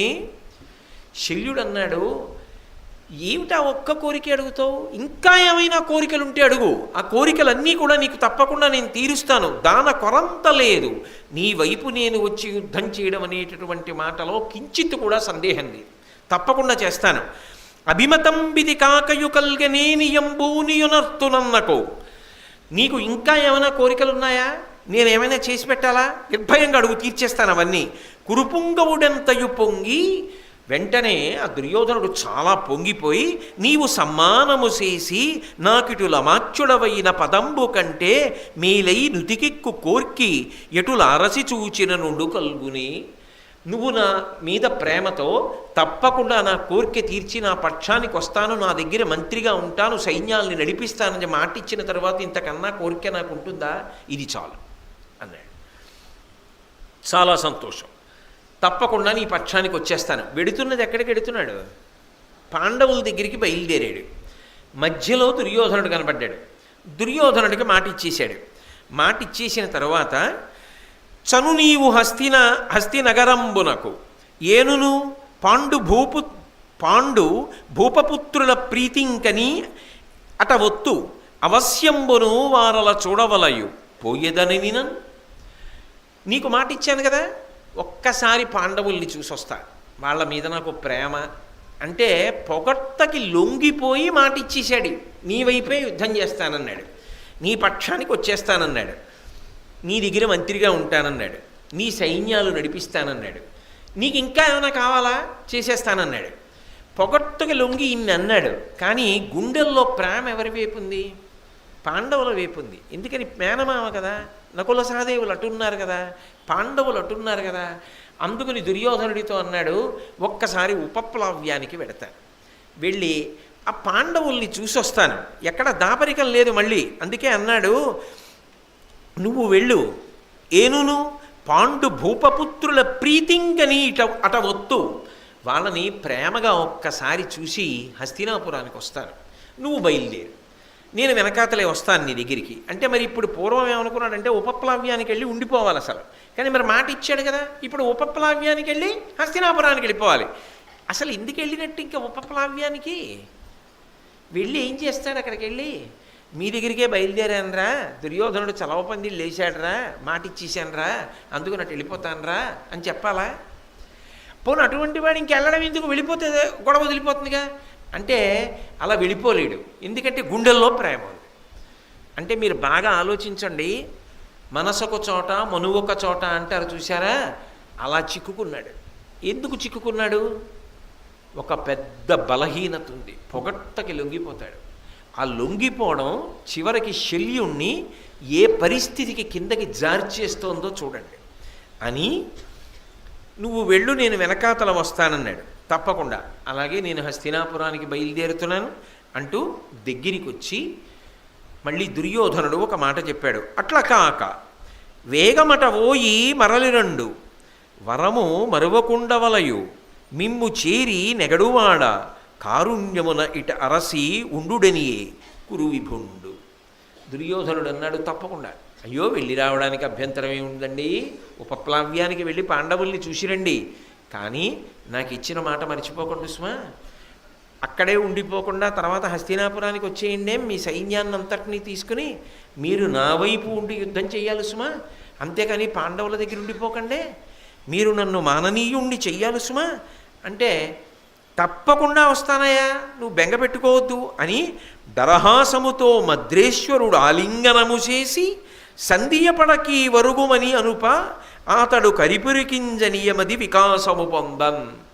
పైగా దుర్యోధనుడి దగ్గరికి తీసుకుని కౌగలించుకుని, ఇంకా అనుమానం పెట్టుకుంటావేటయా, ఇక నేను నీ పక్షానికి వచ్చేసినట్టే, ఏదో సారాలా వెళ్ళి మేనల్లుళ్ళని చూసి పలకరించి వచ్చేస్తాను, కాబట్టి నువ్వు బయలుదేరి హస్తినాపురానికి అన్నాడు. అనగానే దుర్యోధనుడు సరేనని చెప్పి హస్తినాపురానికి వెళ్ళిపోయాడు. ఈయన ఉపప్లవ్యానికి వెళ్ళిపోయాడు. శల్యుడు వచ్చాడు మేనమామ అని ధర్మరాజు గారికి కబురు వెళ్ళింది. ధర్మరాజు గారు తక్కువవాడేం కాదు రాజనీతిలో, ఆయన ఆరితేరినవాడు. మేనమామ పొగట్టలకి లొంగుతాడని ఆయనకి తెలుసు. అందుకని ఆయన ఏం చేశాడంటే, తానొక్కడూ ఎదురొచ్చి రండి మామయ్య గారు అనలేదు. ఇప్పుడు ఎవరింటికన్నా వెళ్ళారనుకోండి, ఆ ఇంటి యజమాని లోపలే కూర్చుని, అండి రేపు 8 గంటలకు వస్తానండి అన్నాను అనుకోండి, అలాగే అని నేను 8 గంటలకి మీ ఇంటికి వచ్చేటప్పటికి మీరు మేడ నుంచి కిందకు వచ్చి గేటు దగ్గర నించున్నారనుకోండి, నాకు కొంచెం సంతోషంగా ఉంటుంది. అబ్బో నా కోసం కిందకు వచ్చి, అదేంటండి కింద నించున్నారు, భలేవారే మీరు వస్తుంటే ఆ పాట రావద్దు అన్నారు అనుకోండి, అబ్బో నాకు ఇంత గౌరవం ఉందన్నమాట ఇంట్లో అనుకుంటానా అనుకోనా? అసలు ఆ ఇంట్లో ఉన్న ఆయన భార్య, ఆయన కొడుకు, ఆయన కోడలు అందరూ కిందకు వచ్చి నించున్నారనుకోండి, వీళ్ళు నా కోసం వచ్చారా, ఏదైనా పని మీద ఎక్కడికన్నా పెడుతున్నారా అనుకుని, ఏమిటి అందరు ఇలా వచ్చారంటే, అయ్యి బాబోయ్ మీరు వస్తుంటే మీరు వచ్చేదాకా ఇంట్లో ఉండవా, అందుకని అందరం వీధిలో నించున్నాం మీకోసం, మీరు రావడమే మా భాగ్యం అన్నారనుకోండి, ఇంకా పడిపోతాడా? ఆయన చలవపందిళ్ళు వేశాడు, కానీ ఖర్చు లేకుండా పాండురాజు గారు ఇది చేశాడు, ధర్మరాజు గారు. అంటే ఆ బలహీనత ఉంది అని తెలిసిపోయింది అనుకోండి, ఎవరి మానాన వాళ్ళు ఆడుకుంటున్నారు, వాడుకుంటున్నారు. కాబట్టి ఇప్పుడు ధర్మరాజు గారు ఏం తక్కువ తినలేదు, ఆయన ప్రజ్ఞ ఆయనది. ఆయన ఏం చేశాడంటే, ద్రౌపదీదేవితో, తన తమ్ముళ్ళు భీమార్జున నకుల సహదేవులతో, సుభద్రతో, అభిమన్యుడితో, ఇంతమందితో, ఎందుకంటే మనవణ్ణి కూడా తీసుకొచ్చాడు, ఇంతమంది కలిసి బయట నించున్నారు. శల్యుడు రథం దిగారు, మామయ్య గారు మీరు వచ్చారా, కన్నులు కాయసిపోతూ మేమందరం మీకోసం ఎదురు చూస్తున్నాం అన్నాడు. అయిపోయింది, మళ్ళీ పొంగిపోయి వీళ్ళందరినీ గట్టిగా కౌగిలించుకున్నాడు, ఆనందపడిపోయాడు. అబ్బా ఏమి ప్రేమరా మీది అన్నాడు. లోపలికి వచ్చాడు. ధర్మరాజు గారు ఏం మాట్లాడలేదు. స్వాగతం పలికాడు, చాలు ఇంతమంది బయట నించుంటే పని అయిపోయినట్టే. ఎంత ప్రమాదం అండి వ్యక్తిత్వంలో. వీధిలోకి వచ్చి నించుంటే పని అయిపోతుందని తెలిసిపోతే ఇంకేమిటి, ఇంకా వాడు ఎందుకైనా పనికొస్తాడా జీవితంలో? మీకు ఏమీ పర్వాలేదండి, తప్పకుండా 4 రోజులు వారం రోజులు వస్తానంటాడు. మీరు ఈ పని చేయండి చాలు. ఆయన దగ్గరికి వెళ్ళి 2 మాటలు పొగడండి, అయా మీలాంటి వాడు ఎవడు ఉంటాడు అనండి, ఇచ్చేస్తాడు డేట్లని. ఎవరికైనా తెలిసిపోయింది అనుకోండి, ఇంకా వాడి జీవితం ఎందుకైనా పనికొస్తుందా? ఎవడు ఎక్కడుండాలో అక్కడ ఉండాలి, అంతేకాని పొగట్టలకి లొంగిపోతే ఏమైపోతుందండి జీవితం? ఎంత ప్రమాదం అది. శల్యుణ్ణి అడ్డు పెట్టి చూపిస్తున్నారు మనకి భారతంలో. ఇంత శల్యుడు ఏమైపోతున్నాడో చూడండి ఆఖరికి. అందుకే తెలుగులో సామెత అయిపోయాడు, శల్యసారథ్యం అని సామెత వచ్చేసింది. అందుకని ఇప్పుడు పాండవుల దగ్గరికి వెళ్ళాడు, వాళ్ళు స్వాగతం పలికారు, సరే లోపలికి వెళ్ళాడు. లోపలికి వెళ్ళి కూర్చున్నవాడు కూర్చోలేదు, మళ్ళీ వాళ్ళతో ఒక మాట అన్నాడు, అసలు మీరు అరణ్యవాసం చేసి ఎంత కష్టపడ్డారు, ధర్మం కోసం కట్టుబడ్డారు. ఇంత అరణ్యవాసం చేసి ఇన్ని క్లేశాలు పొంది ప్రాణాలతో తిరిగొచ్చారంటే అది సామాన్యమైన విశేషమా? నాకు మీరు పడ్డ కష్టాలు తలుచుకుంటే మనసు కదిలిపోతుంది అన్నాడు. అంటే ఇక్కడ వాళ్ళ కష్టాలు తలుచుకుని బాధపడుతున్నాడు. అంటే నిజానికి ప్రేమ ఎక్కడుంది శల్యుడికి? పాండవుల దగ్గర ఉంది. ఇది కృష్ణుడికి శల్యుడికి ఉన్న భేదం. ఇదే కృష్ణుడు అనుకోండి, తిరిగి పాచికి వేస్తాడు. తాను పడుకున్నప్పుడు దుర్యోధనుడు వచ్చాడు, అర్జునుడు వచ్చాడు. ఆయన దగ్గరికి దూతను పంపిస్తే ఏం బాగుంటుంది, నేనే వెడతానని అర్జునుడు వెళ్ళాడు. ఆయన దగ్గరికి దూతను పంపిస్తే మాయ చేసేస్తాడు, నేనే వెళ్ళాలని దుర్యోధనుడు వచ్చాడు. కాళ్ళకట్టును నించోవడం ఏమిటని తలకట్టును దుర్యోధనుడు నించున్నాడు. ఆయన పాదాల దగ్గర నించోవడం చాలని అర్జునుడు నించున్నాడు. నించున్న తర్వాత లేచిన వాడు ఏం చేశాడు, నేను ముందొచ్చానన్నాడు దుర్యోధనుడు. నువ్వు ముందొచ్చినా నేను ముందు అర్జునుడిని చూశానన్నాడు. కాళ్ళకట్టును నించున్నవాడం లేదు, ముందు నేను చూశానన్నాడు. పైగా అన్నచాటు తమ్ముడు, నువ్వు పెద్దవాడివి, అందుని ముందు అడగని అన్నాడు. అని నేను యుద్ధం చెయ్యను, ఆయుధం పట్టను, నాకున్న సమస్తమైనటువంటి పరివారము ఒకెత్తు, ఆయుధము పట్టను, యుద్ధము చెయ్యను, నాకు తోచిన సహాయం చేస్తాను, నేను ఒక్కడిని ఒకవైపు, ఎవరు కావాలని అడిగాడు. దుర్యోధనుడు కంగారు పడుతున్నాడు, సైన్యం అంతా కావాలంటాడేమో, ఈ ఒక్కడిని తీసుకుని ఏం చేస్తాం, యుద్ధము చేయక ఆయుధం పట్టక అనుకున్నాడు. కానీ అర్జునుడు అన్నాడు, నాకు నువ్వే కావాలి, నువ్వు రథంలో కూర్చుని నాకు సారథ్యం చేయి చాలన్నాడు. దుర్యోధనుడు పొంగిపోయి, అబ్బా కృష్ణుడు ఏదో పాచికి వేద్దాం అనుకున్నాడు, కానీ అర్జునుడు గోతిలో పడ్డాడు, సైన్యాన్ని అడగలేదు, కృష్ణుడిని అడిగాడు. నాకు కావలసింది నాకు దక్కింది, సైన్యం దక్కింది చాలని సైన్యాన్ని తీసుకున్నాడు. ఇది తెలివితేటలతో తెలిసి చేశాడా, యథాలాపంగా ఏదో అడిగాడా? చూడండి, మైనస్ మార్కులు లేవనుకోండి, ఏబిసిడి అంటే తెలియకపోయినా ఏదో ఒకటి పెట్టచ్చు. అందుకని మైనస్ మార్కులు పెడుతుంటారు. తెలియకుండా పెట్టేసి చటుక్కున అదృష్టంతో పాస్ అయిపోతే చదువుకున్నవాడు ఏమైపోవాలి. అందుకని అప్పుడు జాగ్రత్తగా ఉంటాడు, ఎవడికి ఎంత వచ్చో అంతే రాస్తాడని. అలా ఇప్పుడు ఏదో కాళ్ళ కట్టున నించున్నాడా, ఏదో అడగమంటే బాగుండదులే కృష్ణుడిని వదిలేసి నీ సైన్యాన్ని ఇమ్మంటే అని నువ్వు రా అన్నాడా, మనసులో బాధపడుతున్నాడా తెలుసుకోవాలిగా. అందుకని కృష్ణుడు అన్నాడు, బావా నా సైన్యాన్ని అడగకుండా నన్ను ఎందుకు అడిగావు అన్నాడు. అంటే అర్జునుడు ఎంత తెలివైనవాడు.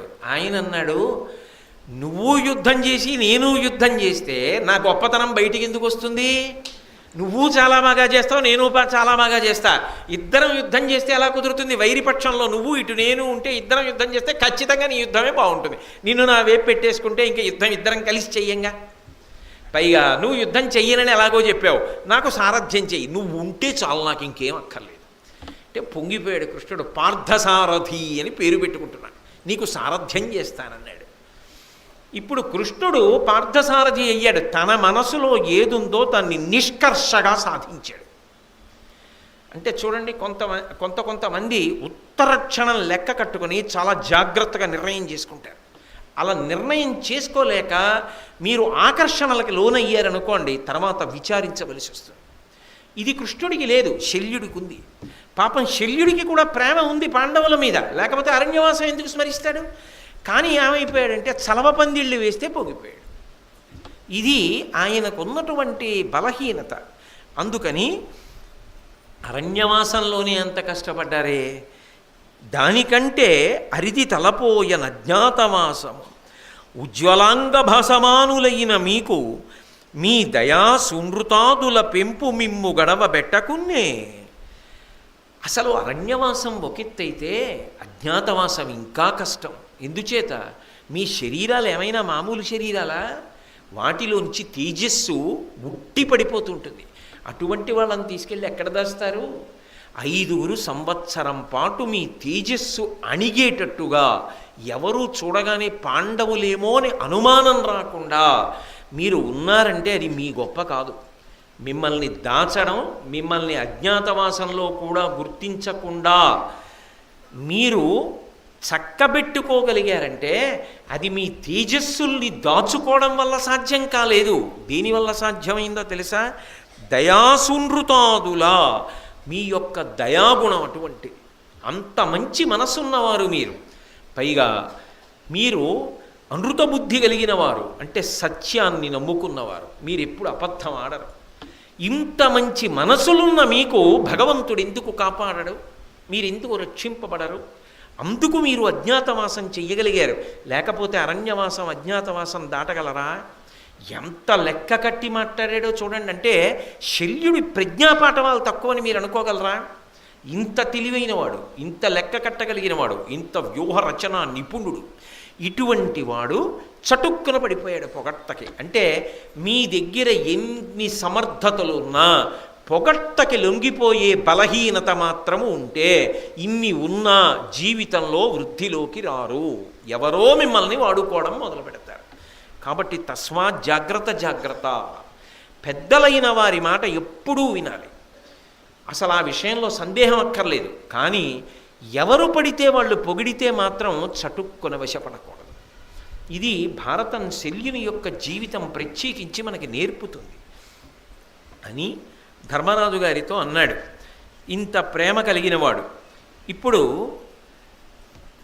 అక్కడతో ఊరుకోకుండా ఇంకొక మాట చెప్పాడు.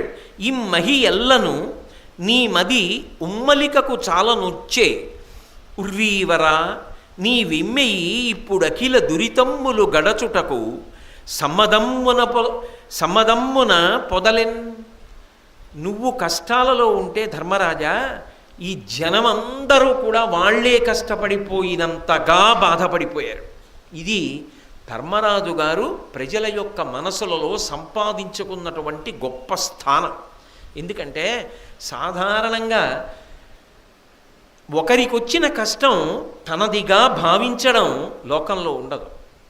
అవతలవాడికి కష్టం వచ్చిందనుకోండి, అమ్మయ్య మనం అదృష్టం మనకి రాలేదనుకుంటాడు. వాడి ఇల్లు కాలిపోయిందన్నారు అనుకోండి, మన అదృష్టం మన వైపు రాలేదా అగ్నిహోత్రం అంటాడు. కానీ సమాజంలో ఎప్పుడైనా ఎవరికైనా ఒకరికి కష్టం వచ్చిందనుకోండి, ఆయనకి కష్టమా అని సమాజం అట్టుడికి పోయిందనుకోండి, ఆయన ధన్యజీవి, త్యాగమయమైన జీవితం ఉన్నవాడు. లేనినాడు ఒకడి కష్టానికి సమాజమంతా చెల్లించదు. సమాజమంతా నీ కష్టానికి చెల్లించిపోయి తన కష్టం అనుకుంది. ధర్మరాజా, ఇవాళ నీ అరణ్యవాస అజ్ఞాతవాసాలు పూర్తయితే నువ్వు అమ్మయ్యా అని ఎన్ని మాటలు అనుకుంటున్నావో జనులు అన్ని మాటలు అనుకుంటున్నారు. ఇంతకన్నా నువ్వు ఎంత ధన్యమైన జీవితం ఉన్నవాడివో చెప్పడానికి ఇంకొక కితాబ్ ఏం కావాలి? ఇప్పుడు శల్యుడు పొగుడుతున్నాడా పొగడబడుతున్నాడా? పొగుడుతున్నాడు. అంటే శల్యుడికి పొగడడంలో బలహీనత లేదు. ఆయనేం పొగడ్డాలా ఎవరిని? సరికదా, ఆయన ఎదురుగుండా ఎవరైనా తనని తాను పొగుడుకుంటే ఆయన సహించలేడు. అటువంటి వాడు పొగుడుతున్నాడంటే నిష్పక్షపాతంగానే పొగుడుతున్నాడు. పాండవుల యందు ఈ ధర్మగుణం ఉంది అనే పొగుడుతున్నాడు. లోపల ఎక్కడో చిన్న ములుకు బాధ ఉంది. పేరే శల్యుడు కదూ, శల్యం ఉన్నది లోపల. ములుకు ములుకు ములుకుమంటుంది. అంటే ఏమిటో తెలుసా దాని అర్థం? శల్యుడు అంటే శల్యము, ములుకు. ములుకు ఉందనుకోండి, కాల్లో గుచ్చుకుందనుకోండి, అడుగు తీసి అడిగేస్తుంటే ఎక్కడో కలుక్కు కలుక్కుమని పొడుస్తూ ఉంటుంది, బాధగా ఉంటుంది. ముల్లుంది అని తెలుస్తుంది. శరీరంలో ముళ్ళు గుచ్చుకుంది, కంట్లో నలుసు పడింది, బాధ పెడుతూనే ఉంటుంది.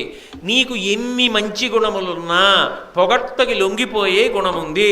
ఎప్పుడూ గుండెల్లో ములుకు గుచ్చుకుంటూనే ఉంటుంది. చేసుకున్న నిర్ణయాలు అలా ఉంటాయి. కాబట్టి పేరే శల్యుడైపోయాడు. అందుకే ఎవరు పెట్టారో మహానుభావుల పేరు నిజంగా.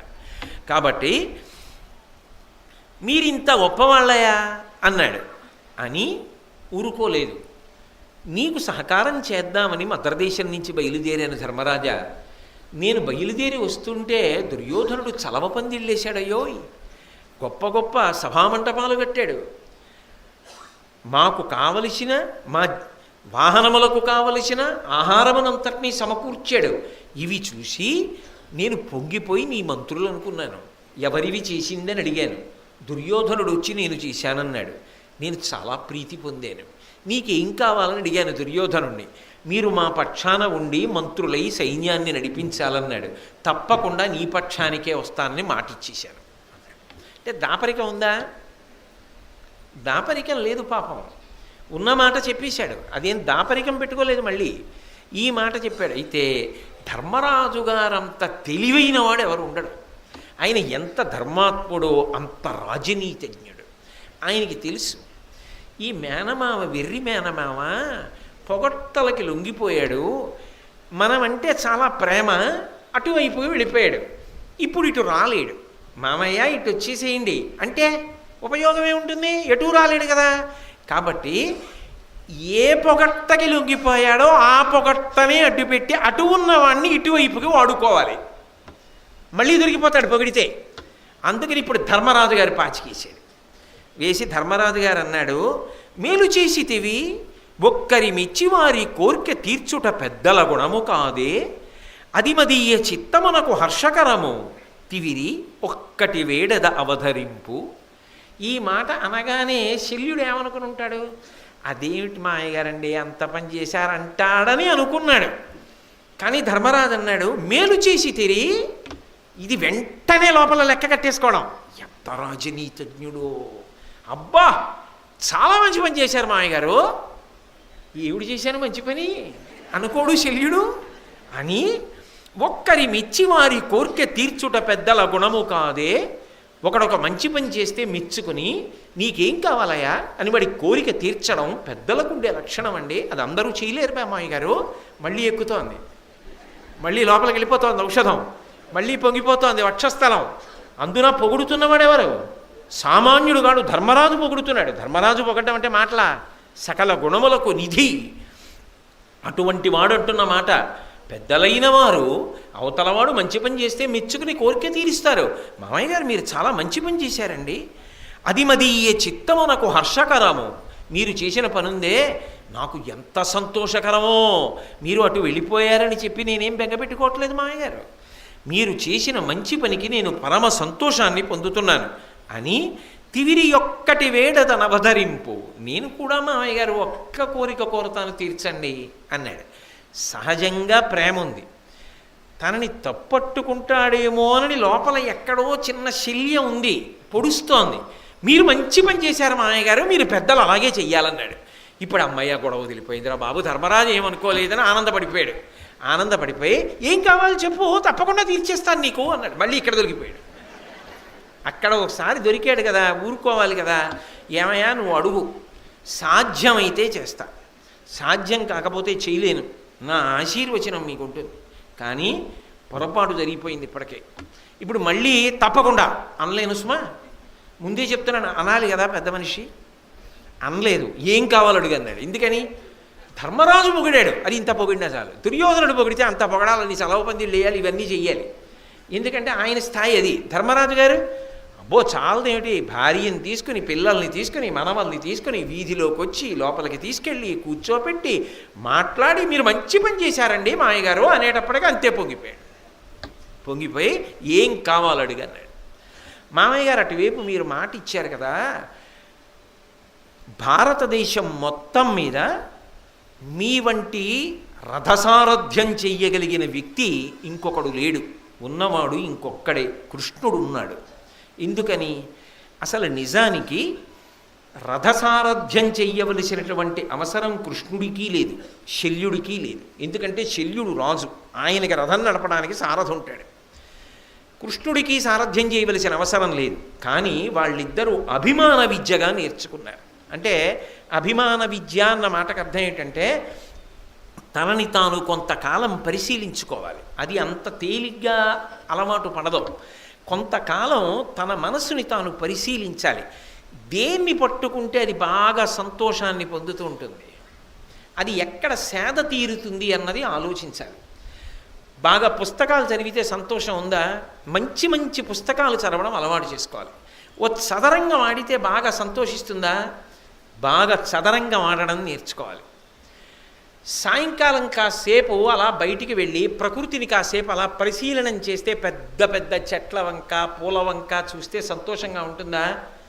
తోటని పెంచడం అలవాటు చేసుకోవాలి. పాటలు వినడం సంతోషమా? పాటలో సాహిత్యాన్ని పరిశీలించి ఆనందం పొందుతావా? ఒక పాటలో సాహిత్య పరిశీలన నేర్చుకోవాలి. వీణ వాయిస్తే నీకు సంతోషంగా ఉంటుందా? ఒక వీణ వాయించడం నేర్చుకోవాలి. దానికి వయసుతో సంబంధం ఉండవద్దు. శ్రీపాద పినాకపాణి గారు ఆంధ్ర మెడికల్ కాలేజీలో గొప్ప వైద్యుడు, మహానుభావుడు. అటువంటి శ్రీపాద పినాకపాణి గారు సంగీత సామ్రాజ్యంలో సార్వభౌముడు. నేదునూరి కృష్ణమూర్తి గారంతటి వారు ఆయన శిష్యులు. మంచం మీద శరీరం అనారోగ్యంతో పడుకుని ఉన్నప్పుడు కూడా మహానుభావుడు అనేక కీర్తనలకు స్వరాన్నిచ్చారు, స్వరపరిచారు. ఆయన వెళ్ళిపోతే సంగీత సామ్రాజ్యంలో ఉన్న ఎందరో పెద్దలు కంటి వెంట ధారలుగా ఇచ్చారు.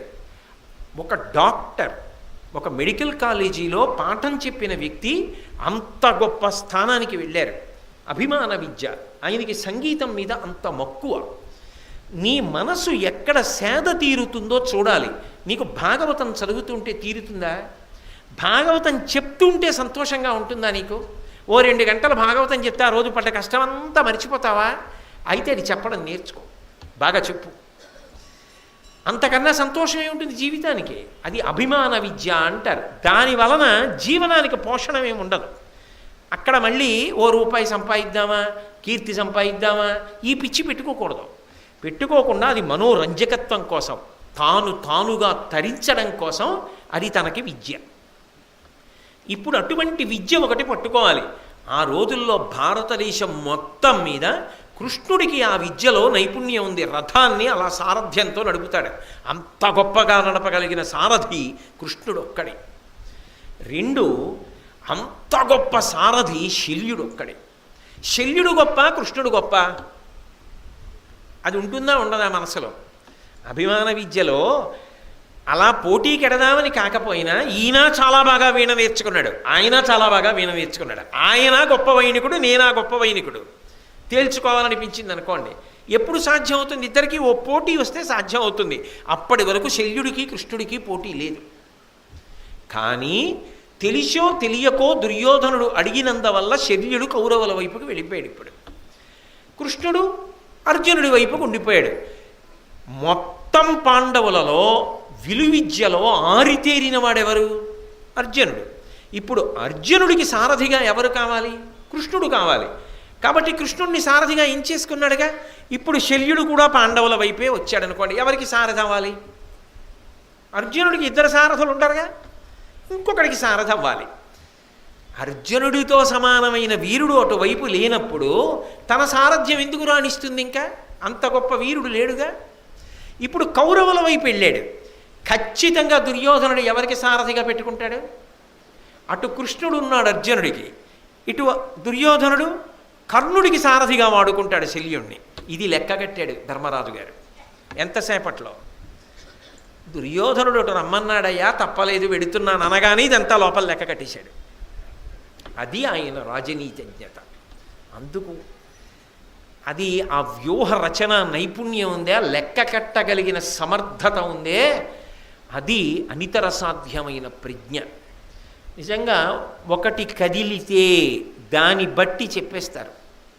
చాణక్యుడు యొక్క చరిత్ర చదివితే ఆర్య చాణక్యుడు మహారాజా వారి మందిరంలోకి వెళ్ళినప్పుడు వరుసగా చీమలు పాకుతున్నాయి గోడ మీద, బియ్యపు గింజలని నోట కరచుకుని. ఆయన వెంటనే ఇలా చూసి అనుమానపడ్డాడు. మహారాజా, ఇక్కడి నుంచి వంటశాలలో ఉన్నటువంటి దినుసులు దాచే భాండాగారము వరకు తవ్వించండి అన్నాడు.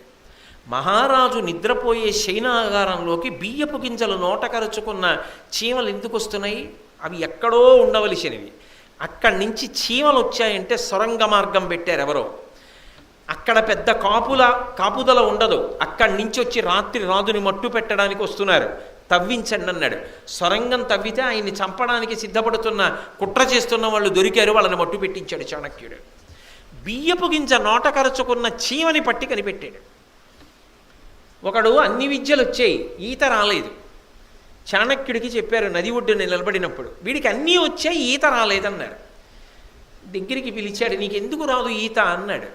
నాకు నీళ్ళంటే భయం అండి అన్నాడు. చటుక్కున మెడబట్టి లోపలికి తోశాడు.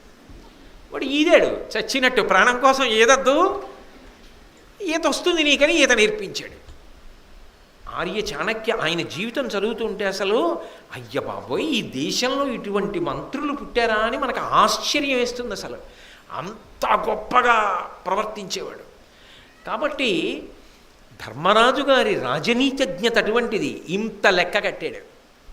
ఇప్పుడు అటు వెళ్ళగానే ఖచ్చితంగా కర్ణుడికి సారథిని చేసి తీరుతాడు. ఇందుకే వెళ్ళాడు శల్యుడి దగ్గరికి. మిగిలిన వాళ్ళ దగ్గరికి వెళ్లకుండా శల్యుడు వస్తూ ఉంటే ఇంత చలవ పందిళ్ళేసి ఇన్ని ఆహారాలు పట్టుకెళ్ళి సభామంటపాలు కట్టి ఇంత కష్టపడ్డాడంటే అర్జునుడికి కృష్ణుడున్నాడు, కర్ణుడికి సారథి లేడు. ఆయనకి తగిన సారథి కావాలంటే శల్యుణ్ణి లాగాలి. శల్యుణ్ణి లాగాలంటే ఆయనకున్న బలహీనత పొగిడి లాగచ్చని లాక్కున్నాడు. ఇప్పుడు అవతల పక్షంలోంచి శల్యుడు యువతల పక్షంలోకి రాడు, కానీ కర్ణుడికి సారథి అవుతాడు. అందుకే ధర్మరాజు గారు అన్నాడు, నేను మిమ్మల్ని ఒక్క వరం అడుగుతాను, మీరు మా వైపుకి రావద్దు, మీ పెద్దరికం ఎప్పుడు అలాగే నిలబడాలి, మీరు ఇచ్చిన మాట నిలబెట్టుకోండి, దుర్యోధనుడి దగ్గరే ఉండండి, కృష్ణుడికి తగిన సారథి మీరే, అంతకన్నా గొప్పవాడు ఇక భారతదేశంలో లేడు, కాబట్టి కర్ణుడికి సారథ్యం చెయ్యమంటాడు దుర్యోధనుడు. అకార్యం చెప్పానని ఏమనుకోకండి, ఇటువంటి మాట చెప్పానని. మా మీద ప్రేమ కదా. కర్ణుడు యుద్ధానికి బయలుదేరి రథం ఎక్కగానే కర్ణుడిని చిన్న పుచ్చి మాట్లాడడం మొదలుపెట్టాడు. కర్ణుడిని నింద చేయండి, నువ్వు ఎందుకు పనికొస్తావరా, నీకు యుద్ధం ఏమిటిరా అని మొదలెట్టండి.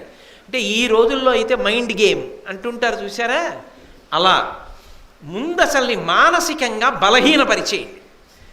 మీరు తిట్టే తిట్లకి ఆయనకి చేద్దామన్న యుద్ధం కూడా చేయడం విసుకొచ్చేయాలి, గురిపెట్టిన గురి తప్పిపోవాలి. అప్పుడు కర్ణుడు ఎంత ప్రజ్ఞతో నిలబడాలో అలా నిలబడలేడు, అది చాలు. ఆ ప్రజ్ఞ క్షీణించిపోయింది అనుకోండి, అర్జునుడు కొట్టేస్తాడు కర్ణుడిని. మీరు మాకు మహోపకారం చేసినట్టే, అటు ఉంటే మాత్రం నష్టమైంది మామయ్య గారు, ఇది చేసి పెట్టండి. పొగిడాడు కదా మామయ్య గారు, మీకన్నా ప్రజ్ఞ, తప్పకుండా చేసేస్తానన్నాడు. అలా చేసేస్తే కొంపలు అంటుకుపోతాయిరా, నా పరువు ఇందుక నేర్చుకున్నది, నా పరువు ఏమైపోతుంది. ఇన్నాళ్ళు కృష్ణుడితో సమానమైన సారథనిపించుకుని అందుకొచ్చింది శల్య సారథ్యం. కర్ణుడి రథానికి సారథ్యం చేసి కర్ణుడిని తిట్టనా, ఇందుక పనికొచ్చింది. ఇలాంటి వరాలు అడగచ్చురా అనైనా అనాలి. లేదా ఒరే నువ్వు అడుగు కానీ సాధ్యం అవుతుందో లేదో చూసి చెప్తాననైనా అనాలి. పొగిడాడు, ఒప్పేసుకున్నాడు అంతే. అటు వస్తానన్నాడు, ఇటు రథం ఎక్కి వాడిని పాడు చేస్తానన్నాడు. ఎందుకు పనికొచ్చింది ఆయన ప్రజ్ఞ అంటే, ఎన్ని నీకున్నా ఆ ఒక్క బలహీనత, ఏది ఆ ఒక్క బలహీనత ఉంటే చాలు. జీవితం ఎన్ని విభూతులున్నా, ఎంత పదవి ఉన్నా, ఎంత అధికారం ఉన్నా, ఎంత సైన్యమున్నా వాడు జీవితంలో వృద్ధిలోకి రాడు. తనకి తానే సమస్య అయిపోతాడు, ఇంకోళ్ళకి తాను కాదు, తనకి తాను సమస్య అవుతాడు అని మేలుసి అని ఆయన అన్నాడు. శల్యుడు ధర్మరాజుకి వెంటనే ఒక క్షణం ఆగలేదు, అభయం ఇచ్చేశాడు. ఏమని అభయం ఇచ్చాడంటే, కర్ణుని సారథినైనను నిర్ణయమునకేను పార్థునింకాచద ఆ దుర్నయ విచారు నిమ్మెయి కర్ణ కఠోరంబులాడి కలతుంబోరం. ఇప్పుడు నిష్కారణ వైరం అసలు సారథ్యానికి వెళ్ళముందే వెళ్ళకముందే పెంచుకుంటూ అంటున్నాడు, నీకు నేను అభయం ఇస్తున్నాను ధర్మరాజా, కర్ణుణ్ణి ఎన్ని మాటలనాలో అన్ని మాటలు అంట సారథ్యం చేస్తూ. అది కూడా కర్ణుడికి సారథ్యం చేస్తూ అలా అనడానికి కారణం ఏమిటో తెలుసా, ఎందుకంటానో తెలుసా? అసలు నిజంగా మిమ్మల్ని సభామంటపంలో ఎంత అవమానం చేశాడు ద్రౌపదీ వస్త్రాపహరణ సమయంలో, ఇవన్నీ మరిచిపోతానా? ఏ విధంగానైనా సరే అతని మనసు కదిలిపోయేటట్టుగా నువ్వు ఆపుతావా ఆపవా అన్నా సరే నేను ఆపను. మీరు శల్యపర్వంలో చూస్తారు, కర్ణుడు ఎంత విసిగెత్తిపోయాడో తెలుసా అండి. నా గదతో నీ బుర్ర బద్దలు కొట్టేస్తాను, నువ్వు వద్దు నాకు సారథ్యం అన్నాడు. సారథ్యం వద్దు, దిక్కుమాలిన గొడవ వద్దు, నిన్ను చంపేస్తాను వదిలిపోతుంది అన్నాడు. ఎందుకు చంపుతావు అని మళ్ళీ మొదలెట్టాడు. ఆఖరికి ఏమైపోయిందంటే కర్ణుడు చచ్చిపోవడానికి కారణాల్లో శల్యుడు ఒకడు, అర్జునుడు బ్రతకడానికి కారణాల్లో కృష్ణుడు ఒకడు. ఎందుకని? ఆయనకు ఆ బలహీనత లేవు, అందుకని ఆయన విద్య రాణించింది. ఈయనకి బలహీనతలు ఉన్నాయి, విద్య ఉన్నా రాణించలేదు. సరికదా, నమ్ముకున్నవాడు చచ్చిపోవడానికి వీరికి బాగా అస్తమానం మళ్ళీ వెనక్కొచ్చి వినండి సుమా. గాంధారి గురించి కుంతి గురించి విన్నంత ఉద్విగ్నతతో ఉండదు, కాస్త నవ్వుతూ సంతోషంగా వినడానికే బాగుంటుంది. అందుకే మిమ్మల్ని మరీ వ్యాసుడు కుంతి గాంధారి అని కొంచెం అలా వినేటట్టు చేశాను కదా అని శల్యుణ్ణి తీసుకున్నారు. అంత మాత్రం చేత కేవలం సంతోషంగా వినడానికి తీసుకోకండి, జీవితంలో ఒక పెద్ద దోషాన్ని దిద్దుకోవడానికి మార్గంగా తీసుకోవాలి. కాబట్టి చెప్పి దర్పమును తేజమును మాయ దలర బలికి చిక్కువరచిన ఏయంగ చేతులాడకునికి రాధాతనూజు నర్జునుడు తీవ్ర బహుళ బాణ పరంపర పాలుపరుచు. ఎలా మాట్లాడతానో తెలుసా? నేను వెళ్ళి సారథ్యం చేసినప్పుడు మామూలుగా మాట్లాడినాం. ఆయన యొక్క గర్వం అంతా నశించిపోవాలి. అసలు ముందు ఎక్కడికైనా ఓ కార్యం మీరు ఎడుతున్నారనుకోండి, మీకు లోపల ఒక విశ్వాసం ఉండాలి. నేను ఈ మెట్లు ఎక్కుతున్నాను అనుకోండి, నా మీద నాకు విశ్వాసం ఉండాలి. నేను ఇవాళ చెప్పగలను, ఏమిటి బెంగ, ఏమిటి తెలియదు నాకు, నేను చెప్పగలను. అది గర్వం కాకూడదు, కానీ ఆత్మవిశ్వాసం పోకూడదు. ఆత్మవిశ్వాసానికి గర్వానికి మధ్యలో ఒక సన్నటి సరళ రేఖ ఉంటుంది. దాన్ని ఎప్పుడు చూసుకుంటూ ఉండాలి, పరాకుగా చూడాలి. కబడ్డీ ఆడేవాళ్ళు చూడండి, ఎంత లోపలికెడుతున్నా తాను పడితే శరీరం పొడుగుకి గీత అందుతుందా అన్నది చూసుకుంటూ ఉంటాడు తప్ప ఆ గీత అందదన్నంత లోపలికి వెళ్ళడం, అంత ప్రమాదాన్ని స్వీకరించడం. అలాగే ఆత్మవిశ్వాసము గర్వమవుతోందా అన్నదాన్ని ఎప్పుడూ పరిశీలనం చేసుకుంటూ ఉండాలి. రెండిటికీ మధ్య హద్దు పాటించాలి. ఆత్మవిశ్వాసం కొరబడిపోయిందనుకోండి, అమ్మ బాబోయ్ నేను చెప్పగలనా అని అనుమానం వచ్చేసింది అనుకోండి, ఇక మీరు చెప్పగలిగినది కూడా మీకు జ్ఞాపకానికి రాదు. ఎందుకని అంటే సంశయాత్మ వినశ్యతి. అనుమానం ప్రబలిపోయి తన మీద తనకి నమ్మకం పోతే ఇక తాను ఏదీ చెయ్యలేడు, ఎందుకంటే జ్ఞాపకానికి రాదు. నేనేం చేస్తానో తెలుసా? నా మాటల చేత కర్ణుని యొక్క ఆత్మవిశ్వాసాన్ని, ఆయనకున్నటువంటి తన మీద తనకున్న నమ్మకాన్ని, దర్పాన్ని పడగొట్టేస్తాను, నా మాటలతో ఛేదించేస్తాను. అందుకే అసలు కర్ణుడి రథమెక్కుతూనే నువ్వెంత, నీ బ్రతుకెంత, నీకు యుద్ధమా, నేను సారథ అని మొదలెట్టాడు. మొదలు ఇంకా ఆయనకి ఏమి జ్ఞాపకం ఉంటుందండి? దాని వలన ఏం చేస్తానో తెలుసా? కర్ణుడి యొక్క పరాక్రమం క్షీణించిపోయేట్టు చేస్తాను. ఎప్పుడైతే కర్ణ పరాక్రమం క్షీణించిపోయిందో ఆయన అర్జునుడిని కొట్టడం కాదు, అర్జునుడి బాణములకు కర్ణుడు నిహతుడవుతాడు, కర్ణుడు చచ్చిపోవడానికి కారణమవుతాడు. ఇంత కక్ష కేవలం ధర్మరాజు గారికి మాట ఇచ్చానని కాదు, ఇప్పుడు తాను ఎక్కడ ఇరుక్కున్నాడో అర్థమైంది. ఈ రావడం తొందరగా వస్తే అర్జునుడికి తను సారథవునేమో మేనమామ, అది కృష్ణుడు సారథైపోయాడు, అర్జునుడికి ఒక అవకాశం పోయింది. రెండు చలవపందిల్లేశాడని దుర్యోధనుడికి మాట ఇచ్చాడు, పాండవుల వైపు ఉండకుండా పోయింది. ఇప్పుడు ధర్మరాజు ఏమంటున్నాడు? ఖచ్చితంగా నిన్ను కర్ణుడికి సారథిగా వాడుకుంటాడని చెప్తున్నాడు. తాను మహారాజు, కర్ణుడు ఆయన దృష్టిలో సూతుడు, సూతుడికి నేను సారథ్యం చేయడం ఏమిటి? కాబట్టి ఇది నాకు అవమానం కదా. అందుకని నేను సారథ్యం చేస్తే వాడికి చేయవలసి రావడం ఏమిటి? నా కర్మ. అందుకని వాడు నాశనం అవ్వడానికి పనికి రావాలి నా సారథ్యం. ఎందుకని? తన ఎదట ఇంకొకడు పొగడబడ్డాన్ని తాను అంగీకరించలేడు. ఇందాకనే చెప్పాక మీకు అక్క చెల్లెళ్ళని. ఇవి వ్యక్తిత్వానికి ఉండేటటువంటి అత్యంత ప్రమాదకరమైన కోణములు. నాకు ఒక్కొక్కసారి అనిపిస్తుంది, అసలు ఐఏఎస్ ఆఫీసర్లకి ముస్సూరీలో కూడా మహాభారతంలోంచి కొన్ని పాఠాలు చెప్పాలి అనిపిస్తుంది. నేను కాదు, చెప్పగలిగిన ప్రజ్ఞావంతులు. ఎందుకంటే ఇందులో కన్నా పర్సనల్ మేనేజ్మెంటు, పర్సనాలిటీ డెవలప్మెంటు ఎక్కడుంటాయండి? ఎక్కడుంటాయి కదా? అంత గొప్ప విషయాలు ఉంటాయి అందులో. కాబట్టి ఇప్పుడు అంత నొక్కి చెప్తున్నాడు ధర్మరాజుకి, తప్పకుండా కర్ణుడు మరణించేటట్టుగా నేను అతనిని అనరాని మాటలన్నీ అంటాను, నువ్వు సందేహం పెట్టుకోవలసిన అవసరం లేదు అన్నాడు. అని పోనీ అక్కడతో ఊరుకోలేదు.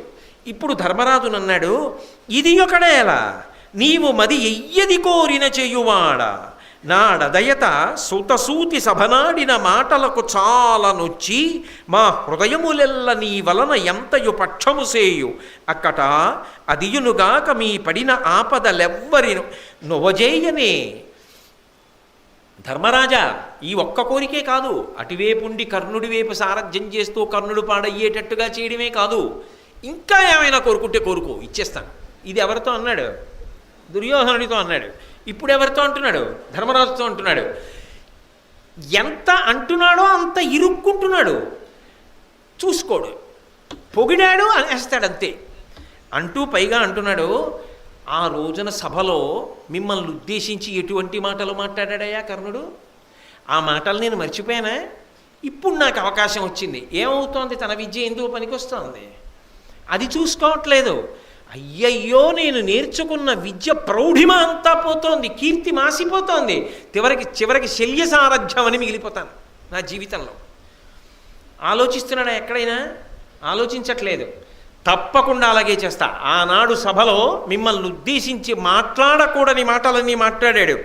మా హృదయములెల్ల నీ వలన ఎంతయు పక్షము సేయు, మనస్ఫూర్తిగా నేను నీ పక్షానే ఉంటాను. కర్ణుడి పక్షాన ఉండే సావకాశమే లేదు. అటువంటి కర్ణుడికి సారథ్యం చేసేటప్పుడు అది వాడి చావుకు పనికొస్తుంది తప్ప ఆయన గురి చూసి కొట్టడానికి పనికిరాదు ఆ సారథ్యం. నీ అన్న మాట చేస్తా, అకార్యం అంటామే సకార్యమే. ఎంత మాట ఇచ్చేస్తున్నాడండి, ఎంత అపకీర్తి మూట కట్టేసుకుంటాడు రాబో కాలంలో. పోని ఇక్కడతో పోయింది అనుకుంటున్నారా?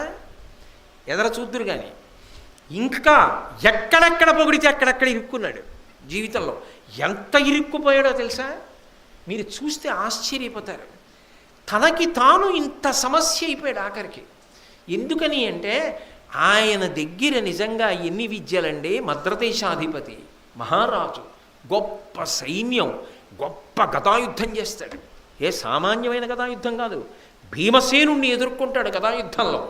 అంత గొప్ప అరివీర భయంకరుడు, ధనుర్విద్యాపారంగతుడు, విలువిద్యతో యుద్ధం చేస్తాడు. ఇది కాక అభిమాన విద్య చేత అద్భుతమైన సారథ్యం చేస్తాడు. ఇంత విద్య ఉంది, ఇన్ని గుణములు ఉన్నాయి, ఇంత శక్తి ఉంది. పొగట్టకి లొంగడం అన్న ఒక్క బలహీనత కాల్చేసిందంతే, శల్యుడి జీవితాన్నంతటినీ శాసనం చేసేసింది. కాబట్టి అన్నాడు, ఎందుకు బెంగ పెట్టుకుంటావు, తప్పకుండా అలా చేస్తాను అని. ఏమయ్యా, కష్టపడ్డ వాళ్ళందరూ పాడైపోతారనుకుంటున్నావా? ఒక్కనాటికి పాడవరు. వాసవుడు తొల్లి నిజకాంతా సహితముగాగా అధిక దైన్యమునొందెన్ మీ సంపద పెద్దయే విధి చేసిన గతి పడకయుండ శివునకు వశమే. ఎందుకయ్యా బెంగ పెట్టుకుంటావు? ఒకానొకప్పుడు ఇంద్రుడంతటి వాడు తన భార్య ఇష్టాల్లా పోతున్నాయంటున్నారు. ఆయన్ని అడిగాను పెద్దవారిని, అయ్యా అసలు ఆ కథ ఏమిటో చెప్పండి అని అడిగాను. మన కోసం చెప్తున్నారా? వచ్చి కూర్చోండి అందరూ వచ్చి కూర్చుని అయ్యా చెప్పండి అని ఇలా కూర్చుంటే ధర్మరాజు కూడా అయ్యా ప్రారంభం చేయండి అని ఇలా అన్నాడు అనుకోండి. అబ్బా, ఇంతకన్నా ఏమిట్రా, ధర్మరాజు చేతులు కట్టు కూర్చుంటే నేను చెప్తున్నాను, మళ్ళీ ఇదో పెద్ద ఉబ్బా కాదా అంటే, పొగడ్తకి లొంగడం అన్న కోణానికి ఎన్ని అంచులు. పాపం ఎలా వాడేసుకున్నారండి, బలహీనత తెలిసిపోయింది ఆ శల్యుణ్ణి. అంటే పిచ్చి ఆయన వేదిక దొరికింది కదా అని ధర్మరాజా చెప్పడం మొదలెడతాను వినబోయి నహుష వృత్తాంతం అని చెప్పి మొదలు పెట్టబోయి, పోన్లే మళ్ళీ రేపు సాయంకాలం 7 గంటలకు మొదలు పెడతాను, ఇప్పుడు సమయం సరిపోదని ఆయన రేపటికి వాయిదా వేసినట్లుగా భావిస్తూ నేను వాయిదా వేస్తున్నాను. రేపు సాయంకాలం 7 గంటలకి మళ్ళీ ప్రారంభిస్తాను. మీరు చూసుకున్నారో లేదో, టైం అయిపోయింది 8:30. అందుకని మంగళాశాసనపరై వదాచార్య పురోగమై సర్వైశ్చ పూర్వైరాచార్యై సత్కృతాయాస్తు మంగళం. మంగళం కోసలేంద్రాయ మహనీయ గుణాత్మనే చక్రవర్తి తనూజాయ సర్వభౌమాయ మంగళం. ఉమాకాంతాయ కాంతాయ కామితార్థప్రదాయినే శ్రీగిరీశాయ దేవాయ మలినాథాయ మంగళం. సర్వం శ్రీ ఉమామహేశ్వర పరబ్రహ్మార్పణమస్తు. స్వస్తి.